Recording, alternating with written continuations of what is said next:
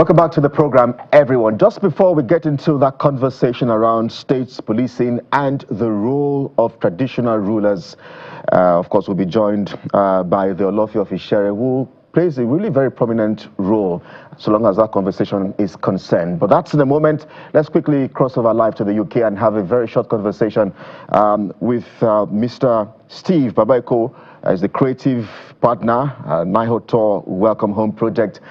And that's because they are doing something really remarkable for Nigerians who have been evacuated from South Africa. Mr. Babaeko, well, thank you indeed to you and your team for putting this together. But talk to us about the program and why are you doing this? Thank you very much for having me. I'm really privileged to be here. First and foremost, I must give huge credit to the Director General of Nihotour, Dr. Abisoye Fagade, because when the mob, the anti-immigrant mob in South Africa gave the June 30 deadline for Nigerians to return, he felt that, look, as the regulator of personnel working within the hospitality and travel space, it was important for us to be able to welcome our people back home. So the anti-immigrant mob in South Africa used certain words to say, go home. And what we simply did was take those words of hate and convert it into welcome home to our people so that they'll come home and be able to have a very good reception when they get back here. Mm. All right, so how does it work? I mean, so that others who are returning or those who perhaps are yet to return, how does it work? How does one qualify for it? It was a pilot scheme, actually, and we're still actually measuring all of the numbers and the statistics, because what we did, I mean, there's one way of doing it where people will just come home and they will be working as victims into their own country. But the other way, which the DG actually did inspire us to be able to pursue, is to see that we welcome our people, they feel hope, they have their head held up straight. So we had this welcome corridor for them. So instead of walking into your normal corridor, they had these welcome corridors. We had this returnee card that helps us to be able to gather data about them. And then we had a help desk there where for people who have skills, who have crafts, we'll be able to collect all of those numbers and see how we do a perfect reintegration into the Nigerian society. And I think that is really, really brilliant. And most importantly for the team, both the Nihotour team and all of the team from our side that was involved in this project, we know we're in the rainy season now in Lagos, and it was a heavy downpour that day, but that downpour was not able to stop our people from welcoming Nigerians back home. Let's expand it further, Mr. Babaeko. As I'm looking at you, my brain is juggling between knowing you as a brand expert and what you're talking about now, so I'll restrict myself to this conversation. And that is because I want to talk about data points from the variables you've looked at, from the people that have returned, in terms of what you've seen, the conversations you've had with them, and what they had to go through, the losses they had to record, and what is maybe considered a uphill task for them to be able to reintegrate. What kind of support do they require that will give them the barest minimum to get their heads above the waters? The most important one was just even the welcome, the reception that they got. As soon as you drive out of the airport, you saw this huge billboard saying "Welcome home." It made them feel seen. But I mean, beyond all of that, I think we're still collecting all of the data and all of the numbers we have gathered at during the exercise, which, like I said, was a pilot test program.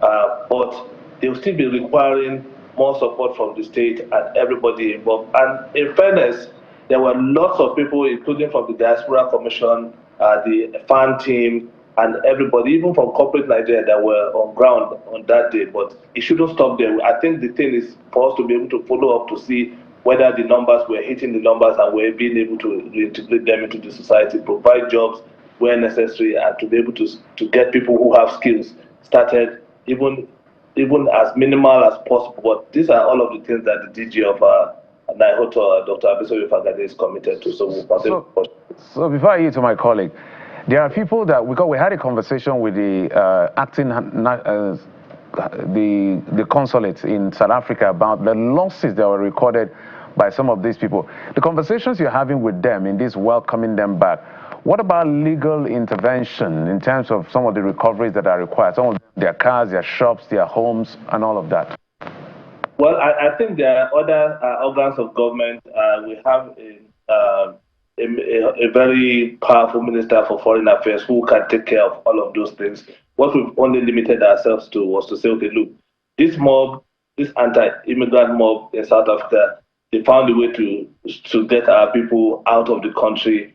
And then we just thought, since Nihotour actually certifies professional within the travel and tourism space, it was a good opportunity for them to show first-hand example of how to welcome people back. And I think that was done. And even under the very heavy downpour, people were undeterred and were able to carry out that exercise effectively.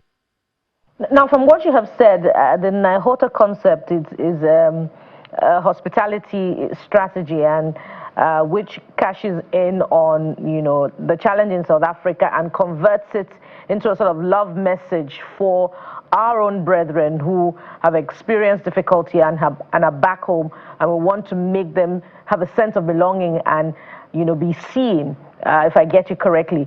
Now, beyond that, if we can extract more values from this strategy to, doing a sort of laundering of the image of Nigerians internationally, not just in South Africa, because I was reading just yesterday something about, an anti-immigrant sentiment about Nigerians, even in the United Kingdom. I don't know how concerning or nationalistic in outlook that one is particularly, but how can we adopt this message to, ensure that Nigerians are seen differently globally against the backdrop of these many concerns about the disregard and disrespect for Nigerians in many countries of the world? Well, thank you very much. That's actually a very important point. I mean, let's just know that, look, the whole spirit of nationalism is spreading across the world. Not actually, the anti-immigration sentiment is not specifically targeted at Nigeria. I think it's much more of a global thing. And this tends to happen mostly when there is economic headwinds that countries all over the world are facing. And if you look at the global economy today, you see both from the UK, the Americas, and everybody's going through it. So all of the economic crunch we are feeling in Nigeria is not an isolated case. And when that happens, people start to look for who to blame, and that's what has happened. But I mean, having said that, I think one of the things we must do as maybe as a build on to what Nihotour has and us have carried out with this welcome home message is to begin to do certain kind of national branding exercise that will help show up the image of the country and the national pride. And there are so many areas where Nigeria is actually best in class. I think we don't talk about it constantly enough for it to percolate down into the media space that are controlled by the Western media. But once we start to develop those kind of campaigns that will reinforce those kind of messaging, it will take attention off of the negative sentiments that foreign media like to play up when they talk about Nigerians. And I think once we're able to do that successfully, we'll be able to give Nigerians a good sense of pride anywhere they are in the world. Well, let me just quickly ask you, perhaps, for those who are back, just how excited are they? What are the kind of conversations they're having with Nihotour, especially when they look at all of the stories in the news, the kidnappings, issues around insecurity here and there, the issues around the economy, power, and all of that. But what exactly are they saying to you? Well, I mean, excited is maybe an overstatement in this very dire situation. But I think the thing is, if you have been chased by anti-immigrant mobs outside your country, and at some point your life was actually on the line, I think there must be that sense of relief coming back to a country and see a group of people who are who opened their arms and welcomed you in a very joyous way possible. Don't forget that in this instance, some people actually did lose their lives in South Africa. And I think conversations are at a high bilateral level to see how we can discuss all of those issues. But I think for them, I saw relief on the faces of people who came back to say, look, at least we made it back. And most importantly, we made it back and we did not pass through the corridors of the airport like a thief in the night. We saw a group of people that were on ground to welcome us and to receive us warmly. I think that must do something for the psyche of the people coming back.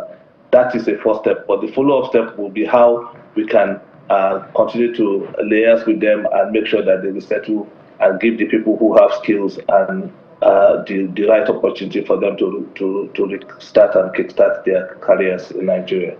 I think you've spoken a lot about these returnees, and we're grateful that everybody was on board to make sure they feel welcome and warm and welcome. But just for the benefit of having you here, just in like 30 seconds, if you can help us. I know a very long time ago I read something that you wrote, if I'm correct. You said Nigeria is a disparate cluster forced into a homogenic template. I don't know whether I remember that quote by you. I don't remember that. I remember very well. It doesn't sound like something that I would have written anyway, but yeah, and even let's even assume that that is the case. I think it might just be wherever that quote came from. It might just be an attempt. And you see, we're not the we're not the only multi-ethnic nationality in the world. You see, even in the United States of America, we'd like to refer to all of those places. If you see the huge fight between all of the interest groups in America, it's huge. So, but the thing is, it is not about the divisions that we have in the country. It's about how we are able to use to gather all of the best part of all of the different ethnic groups to form a nation. And I think that is what we must work on, because just me paraphrase one of my favorite presidents of America, Bill Clinton. He said, "There's nothing wrong with America that cannot be fixed with what is right with America." So I say, in the same spirit, there's nothing wrong with Nigeria that cannot be fixed with what is right with Nigeria. I think if we let that sink in, I will take that and work with it. Nigeria, in our lifetime, will become a very powerful nation. Whether or not you wrote it, maybe Jeff will go investigate and pull out. He said it. I just wanted to be sure that we have made progress. That's what I wanted to find out. Okay. But we have to leave it here. Well done to you and your team for a great job you're doing for those evacuees and Nigerians who have returned home. And as we expect more Nigerians, please keep making them smile and feel welcomed. Steve Babaeko is the creative partner, Nihotour Welcome Home Project. Thank you indeed for your time. He's joined us live from the UK. Thank you very much, and have a nice day.